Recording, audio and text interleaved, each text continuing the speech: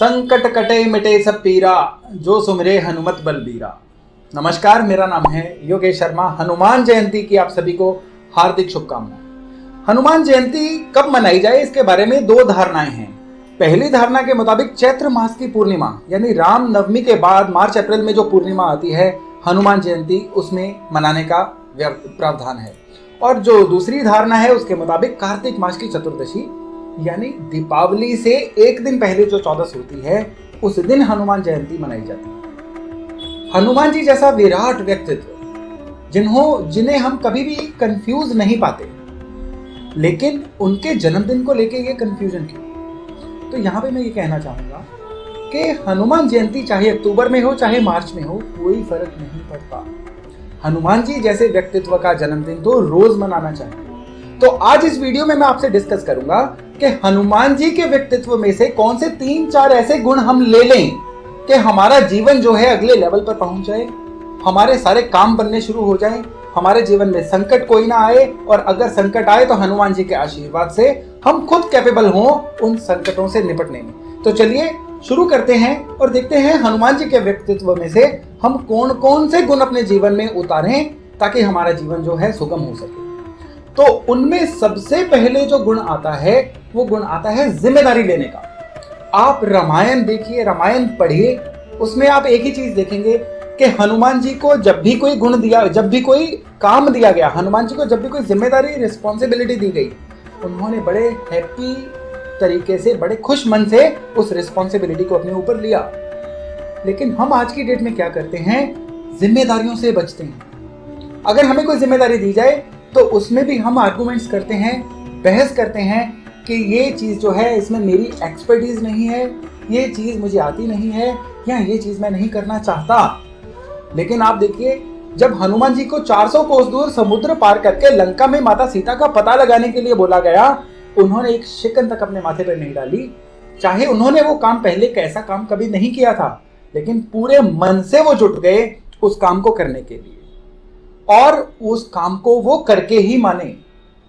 तो रिस्पॉन्सिबिलिटी लेना हनुमान जी के व्यक्तित्व में से एक पहला ऐसा गुण है जो हम अपनी लाइफ में आज से, अभी से इंक्लूड कर सकते हैं। क्या आपने कभी नोट किया है कि जो इंसान जितनी ज्यादा जिम्मेदारी लेता है, जो इंसान जितना ज्यादा जिम्मेदार होता है, उसकी उतनी ही ज्यादा इज्जत होती है, उतनी ही ज्यादा पूछ होती है, और उतना ही ज्यादा वो सोसाइटी के लिए विजिबल होता है। जी हाँ, आप चाहे अपने आसपास नजर दौड़ा के देख लीजिए, अपने घर में, अपनी सोसाइटी में देख लीजिए, जो भी मेंबर ज्यादा जिम्मेदारियां लेता है, सबसे ज्यादा इज्जत, सबसे ज्यादा पूछ उसी की होती है। तो क्यों ना आज से, बल्कि अभी से ही हम जिम्मेदारी लेनी शुरू करें, रिस्पॉन्सिबिलिटीज लेनी शुरू करें, ताकि हमें भी अपनी संभावनाओं को, अपने पोटेंशियल का, अपनी ताकतों का पता चले। ताकतें, हनुमान जी एक श्रापित देवते, उनको देवताओं का, उनको ऋषियों का श्राप था कि वो अपनी ताकतें तब तक भूले रहेंगे जब तक उनकी ताकतें उनको याद ना करवाई जाएं।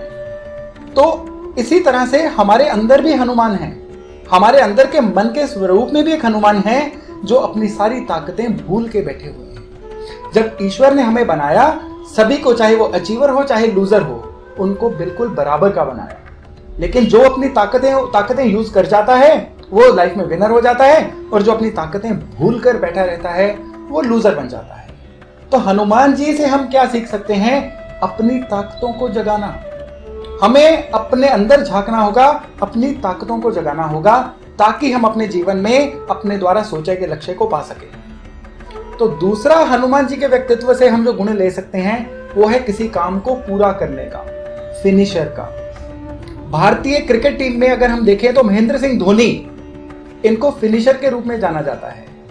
यानी ये जब भी मैच में खेलने के लिए आते हैं, इंडिया को विजयी बनाकर जाते हैं, ये फिनिशर कहलाते हैं। हमें जो काम दिया जाए, अगर हम उस काम को सही तरीके से पूरा कर दें तो हम तभी विजेता कहलाते हैं, तभी अचीवर कहलाते हैं। शुरू तो बहुत लोग कर लेते हैं, लेकिन उसको अंजाम तक पहुंचाने की कला हर किसी को नहीं आती।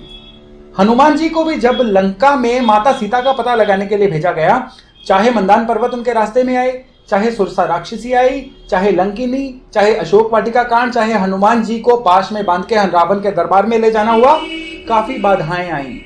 प्रोएक्टिव तरीके से, इंटेलिजेंस यूज करके उन्होंने उस टास्क को पूरा किया। इसी तरह से हम अपनी लाइफ में भी काम को पूरा करने की जो कला है अपने अंदर विकसित कर सकते हैं। और जिस दिन ये कला विकसित हो जाएगी उस दिन के जो रिजल्ट हैं ये हमें अपनी तरक्की के रूप में नजर आएंगे, हमें अपनी बैंक की पासबुक में भी नजर आएंगे। तो हनुमान जी के व्यक्तित्व में हमने रिस्पॉन्सिबिलिटी और फिनिश करने की कला, इनको अगर अपने जीवन में उतार लिया तो यकीन मानिए जीवन जो है बहुत तेज गति से तरक्की की ओर बढ़ना शुरू हो जाएगा। तो अगला डिस्कस करते हैं कि कौन सा ऐसा पॉइंट है हनुमान जी के व्यक्तित्व में से जो हम अपने जीवन में उतार सकते हैं। हनुमान जी के व्यक्तित्व में उससे अगला पॉइंट है बुद्धि का विवेक के साथ यूज करना। जी हाँ, देखिए नॉलेजफुल हम सभी बहुत होते हैं। नॉलेज हमें सोशल मीडिया से मिल जाती है, नॉलेज हमें न्यूज़पेपर से, अपनी बुक से, इधर उधर से, दोस्तों से, कहां से नॉलेज नहीं मिलती। आज की डेट में तो नॉलेज मिलना मुश्किल नहीं है, नॉलेज को सॉर्ट करना मुश्किल है। जी हाँ, लेकिन हनुमान जी के व्यक्तित्व में नॉलेज से हटके क्या खास चीज थी, वो अपनी नॉलेज को बुद्धिमत्ता के साथ, इंटेलिजेंस के साथ यूज करते थे। कहां पे कौन सी चीज को यूज करना है, ये हनुमान जी के व्यक्तित्व का एक खास गुण था। अगर हमारे पास बहुत नॉलेज है लेकिन उस नॉलेज को हम यूज नहीं कर पा रहे हैं या सही जगह पे नहीं यूज कर पा रहे हैं तो भी वो नॉलेज जो है किसी काम की नहीं। आप एक उदाहरण के द्वारा समझाता हूं। एक इंसान है जिसके पास 100 चीजों की नॉलेज है लेकिन वो 2 ही चीजों की नॉलेज को यूज कर पा रहा है। लेकिन एक इंसान जिसके पास केवल 3 चीजों की नॉलेज है और तीनों की तीनों चीजें यूज कर पा रहा है, दोनों में से कौन सा इंसान बढ़िया है? नो डाउट जो दूसरे वाला इंसान है वो बढ़िया है। तो इसी तरीके से हनुमान जी के व्यक्तित्व में से हम कौन सा गुण ले सकते हैं कि आपके पास जितनी नॉलेज हो उसको कब, कैसे, कहां पे यूज करना है ये आपको पता होना चाहिए। यानी बुद्धि के साथ विवेक का होना बहुत जरूरी है। तो क्यों ना आज से ही हम इस चीज का मंथन करना शुरू करें कि हमने कौन कौन सी चीजें सीख रखी हैं, और जो चीजें सीख रखी हैं क्या हम अपने जीवन में अपनी और अपने आसपास वालों की बेहतरी के लिए उनको यूज कर पा रहे हैं। नहीं कर पा रहे हैं तो क्यों नहीं कर पा रहे हैं, करना हो तो कैसे करें। तो ये जो चीज थी हनुमान जी के व्यक्तित्व से, ये थी तीसरी चीज। और लास्ट पे अब हम आते हैं हनुमान जी के व्यक्तित्व में से उस चीज में जिसको अगर हमने अपनी लाइफ में अप्लाई कर लिया तो यकीन मानिए आज से, अभी से आपकी जीवन जो है तरक्की की सीढ़ियां चढ़नी शुरू कर दे। अष्ट सिद्धि नौ निधि के दाता, असवर दीन जानकी माता। जी हाँ, हनुमान जी की 8 सिद्धियां, ये उनके व्यक्तित्व का जो है चौथा पॉइंट आज हम अपने व्यक्तित्व में ढालने की कोशिश करेंगे। 8 सिद्धियां हनुमान जी के पास कौन सी? वो 8 सिद्धियों के मैं ब्रीफ में आपको नाम बताता हूं। अनिमा, महिमा, लघिमा, गरिमा, प्राप्ति, प्रकाम्या, वशित्व और अशित्व। ये जो 8 सिद्धियां हैं ये हनुमान जी के व्यक्तित्व का पार्ट थी। सिद्धियां हैं क्या? सिद्धियां ये नहीं है कि हमने कुछ पूजा पाठ करके कोई जादू मंत्र अपने ऊपर ले रखा। सिद्धियां वो आदतें होती हैं जिनमें हम सिद्ध हो जाते हैं। सिद्धियां वो आदतें होती हैं जो हमारे कैरेक्टर का पार्ट बन जाती हैं। तो अनिमा सिद्धि क्या है? अनिमा सिद्धि वैसे तो आप नेट पे चेक कर लीजिएगा। अनिमा सिद्धि का मतलब बताया गया है अपने कद को छोटा कर लेना। असल में ऐसा नहीं है। आप अपने जीवन में किसी भी बात को अगर छोटा करके पेश कर सके तो आप अनिमा सिद्धि के मालिक हो जाएंगे।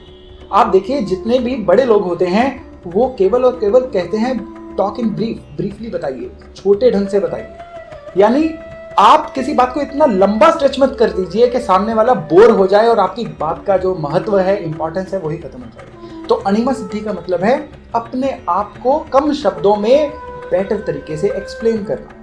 और महिमा सिद्धि इसके उलट है, वो है कि कई बार कई बातें इतनी छोटी होती हैं कि वो छोटा होने के कारण ही अनइम्पॉर्टेंट रह जाती है। किसी भी छोटी बात को बड़ा करके पेश करना महिमा सिद्धि है। आप हिंदी फिल्म में देख लीजिए कि स्टोरी लाइन 4 लाइनों की होती है लेकिन 3 घंटे की मूवी वो उस पर बना डालते हैं। ये महिमा सिद्धि है कि किसी भी चीज को अच्छे तरीके से इलेबोरेट करने की आप में एक खूबी होना।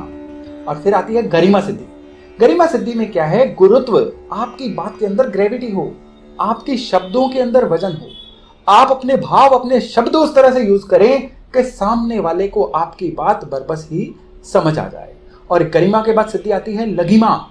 लघिमा सिद्धि का मतलब होता है कि आप खुद इतने सुलझे हुए हैं, आप खुद इतने सॉर्टेड हैं कि सामने वाला आपके पास आके सुलझा हुआ, सॉर्टेड महसूस करे, आपके पास सॉल्यूशन हो, ना कि सामने वाला आपके पास आए और परेशान और उलझ के चला जाए।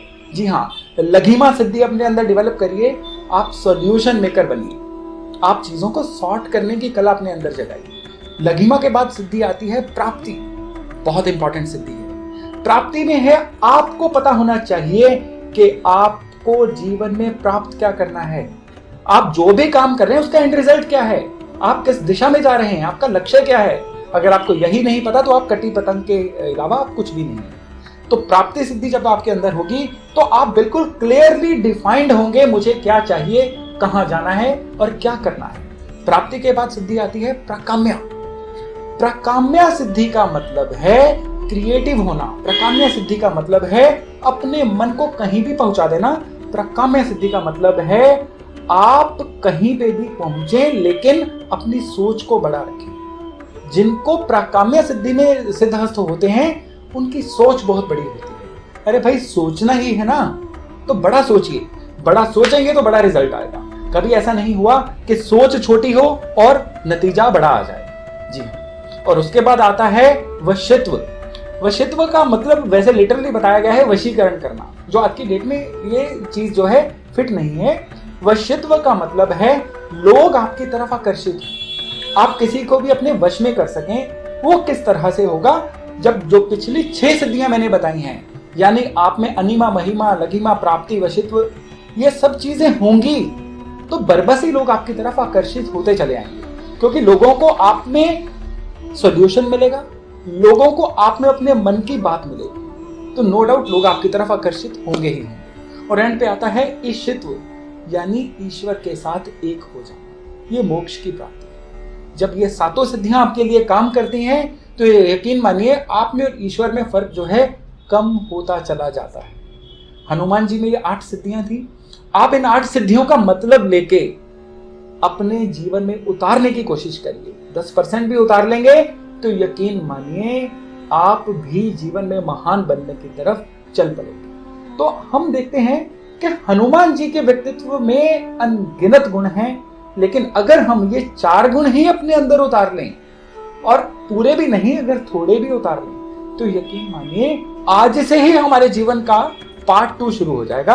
आप अपने जीवन को तब 2 हिस्सों में बांट सकते हैं, आज से पहले और आज के बाद। तो हनुमान जयंती की मैं शुभकामनाएं देते हुए आपको अंत में यही कहना चाहूंगा कि आप हनुमान जी को भगवान भी मानिए, लेकिन हनुमान जी को अपने अंतर मन का एक पार्ट भी मानिए। हनुमान जी को एक सोच भी मानिए। जब आप हनुमान जी को एक सोच मानेंगे, अपने कैरेक्टर का पार्ट बनाएंगे, तो आप जीवन में आप देखेंगे सारे रास्ते खुलते चले जा रहे हैं। कोई भी संकट जो है वो आपको छू नहीं सकता। संकट मोचन का नाम लेके आप खुद अपने संकट मोचन बन सकते हैं। तो अपना ध्यान रखिएगा। एक बार फिर से हनुमान जयंती की बहुत शुभकामनाएं।